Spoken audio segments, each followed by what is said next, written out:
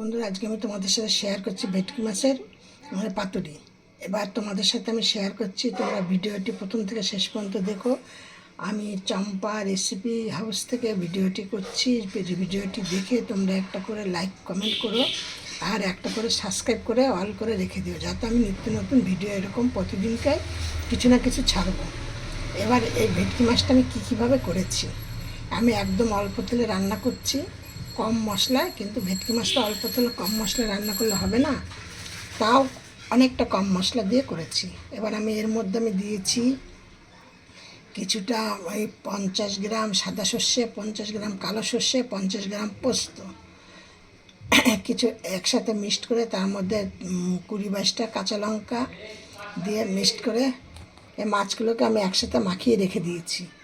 তাই আমার কাঁচা তেল সামান্য পরিমাণে, কেন পোস্ত দিয়েছি বলে সামান্য করে হলুদ দিয়েছি, দিয়ে একসাথে মিশিয়ে রেখেছি। 8-10টা কাঁচা লঙ্কা আবার গোটা দিয়ে দিয়েছি, যার দরকার পড়বে সে আবার কাঁচা লঙ্কাটা দিয়ে খাবে। এবার আমি এই কড়াইটার মধ্যে এবার গ্যাসে বসিয়ে দেবো। এবার আমি গ্যাসটাকে জ্বালিয়ে দিচ্ছি।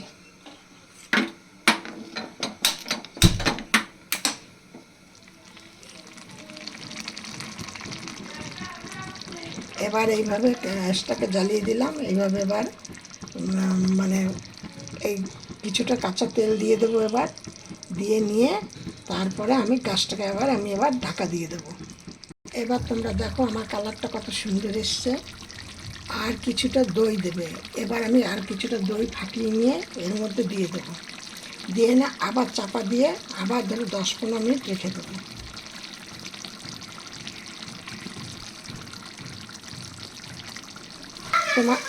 তোমাদের সাথে আর একটা কথা শেয়ার করতে ভুলে গেছি। ওই যে পোস্ত মোস্ত সবগুলো মেখে কিন্তু তোমরা মিনিমাম 20-25 মিনিট তোমরা রেখে দেবে, তাহলে কিন্তু খুব অল্প সময়ের মধ্যে এই রান্নাটা হয়ে যাবে। রান্নাটা দেখো চারিপাশে কেমন তেল ছেড়ে দিয়েছে, আর কিভাবে সব রান্নাটা একদম হয়ে গেছে। এবার আমি আস্তে আস্তে মাছগুলোকে সব একবারে উল্টিয়ে দিয়েছি। এবার মাছগুলোকে গ্যাসটা আমি অফ করবো।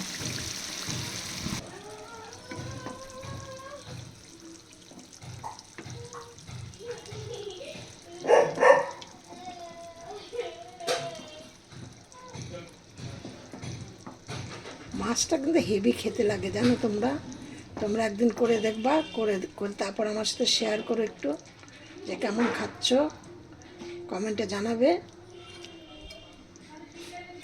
আর নিত্য নতুন এরকম রেসিপি পাওয়ার জন্য তোমরা আমাকে একটু সাবস্ক্রাইব করে অল করে রেখে দিও। আবার কালকে অন্য কিছু রেসিপি।